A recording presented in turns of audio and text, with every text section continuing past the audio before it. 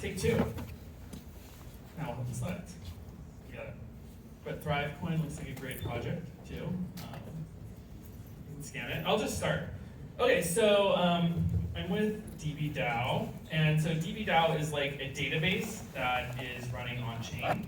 And what's cool about that is that you can store all your data and make it accessible to different people and then monetize it. So right now, like, all the data is in a database, and then that's kind of the last you see of it. But wouldn't it be kind of more cool if, like, you put your data into the database and then you got rewarded and paid for it? So I'll talk about how this is being used in DeSci today. So HairDAO, we love HairDAO. That was one of the first projects we integrated with. And what they do is they're using the power of like large Reddit communities of like hundreds of thousands of people to do hair loss research. And what this is very different from traditional research, where you might only have a couple thousand people in clinical trials. So what they're doing is they built this very cool front end that you can see that sits on top of DBDAO, and you upload your genome file into it, and you upload which drugs you're taking, and then you say how well it worked for you, and you upload some pictures. And then what's cool is all of this data is actually being written on chain, and once you submit this data, you actually get an NFT back that shows that you submitted the data. And then when this database monetizes through being bought by someone, you're rewarded in like hair token. And so people are incentivized to contribute data and then get paid in either token or impact certificates or USDC. Another one is Altaflora. So Altaflora is like a Web 2 company, and they're doing all sorts of very interesting things with creating epilepsy DAO, or long COVID DAO, or acupuncture. So one thing we're doing with them is we're doing a clinical trial around giving CBD to children to help reduce some of their epilepsy. And so we're doing this study, and they've built out all this mobile app and stuff, mobile app and consent and onboarding. And what's cool is they were a Web 2 company doing this type of research, but we were able to plug in the DBDAO backend instead of the Postgres backend and make it into like a Web 3 company. And then lastly, we'll talk about a hackathon project we built, which is like an AI-powered research scientist. So one of the hypotheses that we've had is like in the future, science is probably going to be done by AI just as much as science is to be done by humans. So we built a proof of, and so it's interesting to think about what does the interaction between human scientists look like and empirical data and artificial intelligence.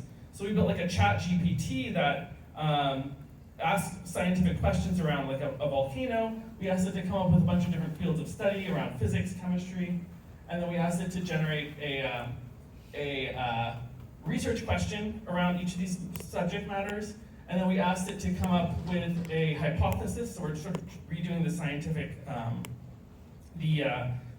process, and we asked it to then come up with a methodology, and then we asked it to create an experiment, and then we have a volcano, and then we asked it to collect the data. So we're storing all this data on chain, and then we'll just go ahead. All right. This is a little crazy. Okay, so let me talk about why we need like a Web 3 database.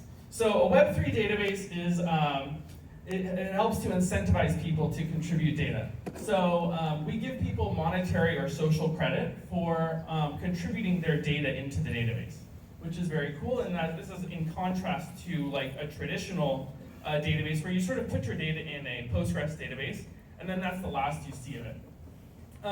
Another big problem with traditional research is that you put your data into a database, and then that web application could go offline, or the lab that is conducting that research, is the mic still working here?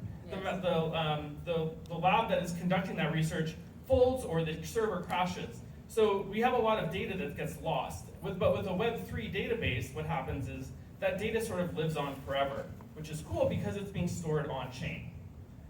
Data composability is another interesting one. With like a Web 3 database, you can start linking records between different databases. When databases are siloed on different servers, it's much harder to create relational links between different records and databases. Data ownership, when you in a traditional database, once you submit the data, you sort of lost contact with that data. But with DBDAO, what's interesting is like every row in the database is an NFT that actually sits in your wallet. So what this allows for you to do is for you to own that individual data that is for each piece of data that you create. And then second, we also have like data privacy, so we can encrypt certain pieces of data so that it still lives on chain, but you are the one that controls the keys to decrypting that data. Identity, so all of the data that you create is tied back to your wallet. So if down the road in a scientific experiment, the data becomes invalid, you can just look to see who created it and delete that data. And then interoperability, so a Web3 database allows for data to work with all the things we love, like wallets and other Web3 protocols. Okay, so here's like a quick demo of how it works. So let's say we need to create a table, so we'll have like butterflies of the world. So then we have all different species here, and then because each record sits on chain, we have the NFTs for that record. We have the block explorer that shows where it sits, and then all the data actually sits on top of IPFS. So now we want to create a way for people to submit data to it. So here's the butterfly form. So then you get the link, and you can share it. And then you type in monarch butterfly, and you submit it. And then you see we have the NFT that represents this data point available on OpenSea, and you have the NFT available on the Block Explorer, and then it also is available on IPFS. So what's cool is all this data is actually sitting on chain and queryable, and it's very easy to update the records. So what makes this cool is that you have every database is now just a composite of different NFTs, and you're incentivizing people to share data and contribute data, and then you're monetizing it. So when the database monetizes through someone buying the data or through subscriptions, that money is split out to the people that contributed. So if someone buys the database for $100 and there's like 100 records in the data set, each of the people basically gets $1 for their record when it's used. We can talk a little bit more how the logistics of that work, but it's basically like you're buying the private key to it, and then that allows you to decrypt certain parts of that database. So the way the money splits is that when someone buys the data set, there's actually a lot of work that goes into curating a good data set. And so these are approximate numbers, but basically if a data set is bought for like $100, $30 would go to the person who is the curator. And the curator is the person that comes up with the data set, defines the schema, accepts or rejects good or bad rows. And I think it's important to reward these people because that's a really hard job of creating high quality data sets. The other part is the rest of it goes to the scouts. So those are the people that contributed. So if this $100 comes in, 30 goes to the database admin. DBDAO takes a cut of 10%, and then the 60% goes to the different scouts. While I have before I go to questions, I just want to promote this other thing. We run DeSci NYC, so if anyone is in New York, make sure to come out. We have Martin Shkreli speaking on March 14th. You can sign up on this link right here, which will be very exciting. And then here's the link, and here's my Telegram. Thank you.